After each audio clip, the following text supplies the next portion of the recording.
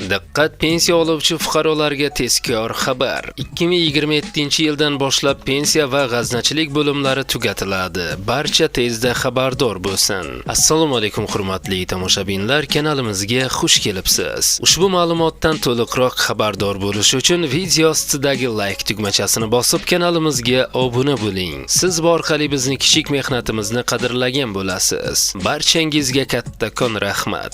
Diqqat qiling. O'zbekistonda pensiya va g'aznachilik xizmatlari raqamlashtirilayotgani bois quyi bo'g'inlaridagi tashkilotlar faoliyati bosqichma-bosqich tugatiladi. Prezident farmoniga ko'ra 2027-yil 1-yanvardan boshlab g'aznachilik xizmati qo'mitasi va pensiya jamg'armasining tuman, shahar bo'limlari tugatiladi. Ular o'rnida 1-3 nafar xodimdan iborat ixcham xizmat ko'rsatish ofislari tashkil etiladi. Shuningdek, farmonda ta'kidlanishicha, so'nggi 2 yilda mazkur ikki tashkilotning shtat birliklari 1940 taga, ya'ni 45% ga qisqartirilgan. Kelgusi yilda esa xodimlar sonini yanada 4 baravargacha kamaytirish rejalashtirilgan. Farmonga asosan 2026-yil 1-iyuldan mamlakatda raqamli g'azna tizimi joriy etiladi. U orqali ma'lumotlar sun'iy intellekt yordamida tahlil qilinadi.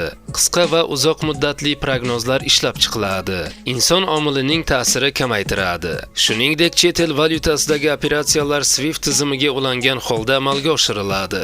Davlat xaridlari va moliyaviy operatsiyalardagi xavflar e-risk dasturi yordamida aniqlanib, avtomatik ogohlantirish va xabardor qilish mexanizmlari ishlaydi. Pensiya tizimida esa 2026-yil 1-dekabrdan fuqarolarning ish staji va maoshi to'g'risidagi elektron ma'lumotlar asosida pensiya miqdorini oldindan ko'rish imkonini beruvchi Mening pensiyam onlayn xizmati ishga tushiriladi.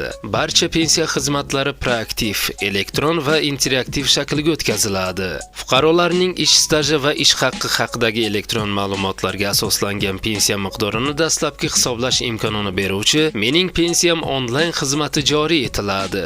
Barcha pensiya xizmatlari proaktiv, elektron va interaktiv formatga o'tkaziladi, deyiladi xabarda. Hurmatli tomoshabinlar, shu va shu kabi yangiliklardan tez-tez xabardor bo'lib turishni istasangiz, video rolik ostidagi like tugmachasini bosib kanalimizga obuna bo'ling.